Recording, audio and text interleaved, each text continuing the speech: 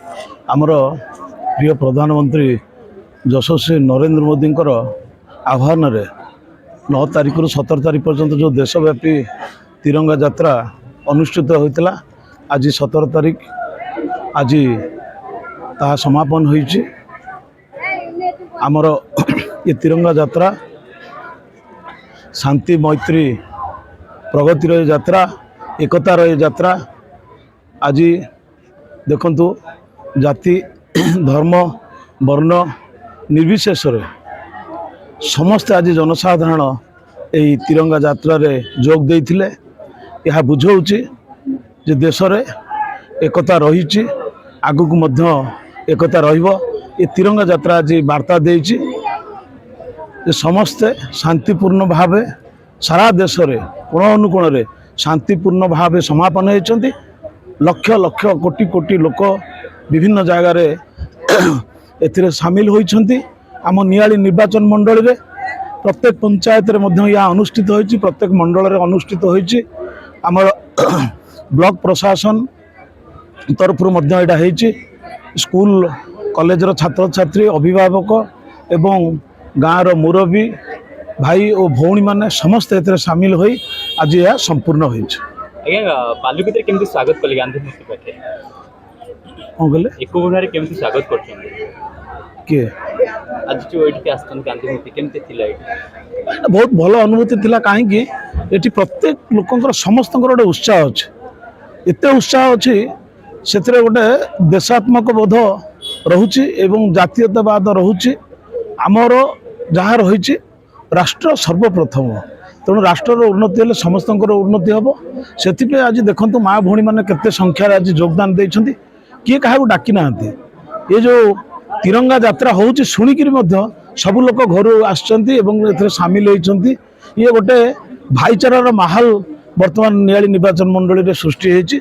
आज प्राय एटा किसी कौन दलीय कार्यक्रम नुह, दल मत निर्विशेष समस्ते जो करिछन्ति कार्यक्रम को, तेणु ये बहुत उच्च प्रशंसनीय। मुझे आज नियाली निर्वाचन मंडली जनसाधारण को मु धन्यवाद एवं शुभेच्छा जनाउछि। देखो ये भारत माँ पे आज ये जो अभियान चली आम देशर प्रधानमंत्री यशस्वी श्री नरेंद्र कुमार दामोदर दास मोदी जो आह्वान थिला हर घर तिरंगा ताकू आखि आगे रखी आज आम ओडिशार निर्वाचन मंडली रे आज ता पालन करा जाउथिला। सिठाल मंडल एवं कसरदा मंडल दुईटी मंडल को नहीं पालन करा जाउथिला। माननीय विधायक ताको तत्वावधान रे शोभा यात्रा आज बाहर थिला। अति शांति श्रृंखला सहित आम आज पहुंचीचु। गांधी प्रतिमूर्ति माल्यार्पण करा जायछि।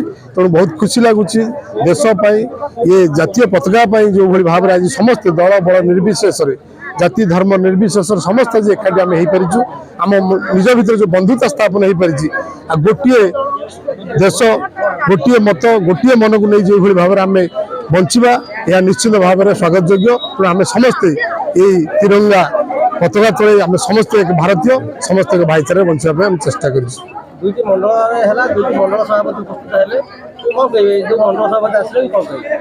देखो कहार को कार्य व्यस्तता हेतु किए आसीपार न आसीपारे एथरे कौन दलीय कार्य नाला। यह हूँ हर घर तिरंगा। प्रत्येक जनसाधारण भारत समस्त नागरिक अधिकार तिरंगा को सम्मान देवा, जातीय पताका को सम्मान देवा, देश को सम्मान देवा। जो संग्रामी माने थिले देश को जो मान स्वाधीन देते सम्मान देवा, वीर शहीद मान को सम्मान देवा। यही परिप्रेक्षी चाषी भाई मान को सम्मान देवाई जो भाई भाव आह्वान थिला मोदीजी भारत प्रधानमंत्री से समग्र 135 कोटी भारतीय प्रधानमंत्री। तेणु जो आह्वान था से आह्वान को आम पालन करूँ।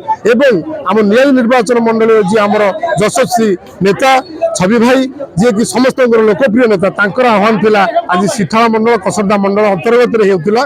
तेणु समस्त को निवेदन करी यही कार्य समस्त उपस्थित रुहतु। दल बल निर्विशेष जाति धर्म निर्विशेष समस्त एकाठी भारत माता की जय कहवा, वंदे उत्कल जननी कहवा समस्त अधिकार।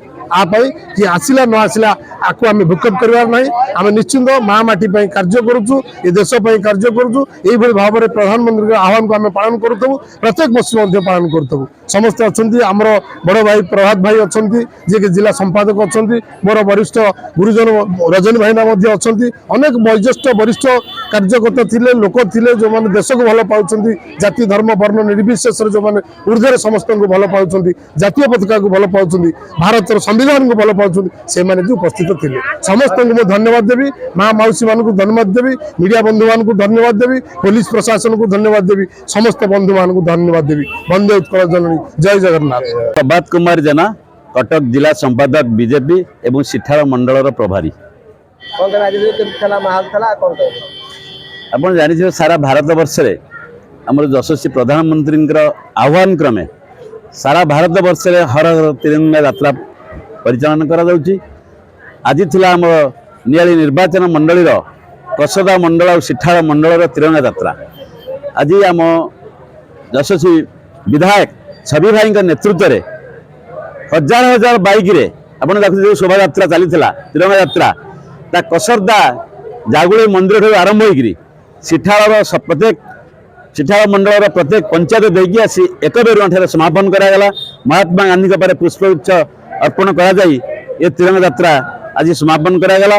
ये तिरंगा यात्रा महत्व उद्देश्य है कौन ना आम भारत पाई देश जो स्वाधीनता आने जो वीर माने बलिदान करथिले तांको मने पकाय अतीत ओनली केवल विद्यालय मानक कार्यकारी कराउथला किंतु आम यशस्वी प्रधानमंत्री जब भारत शासन मार नेले प्रति घरे घरे प्रति पंचायत रे प्रति ब्लॉक रे प्रति राज्य रे यार तिरंगा पालन करा जाउछि। धन्यवाद।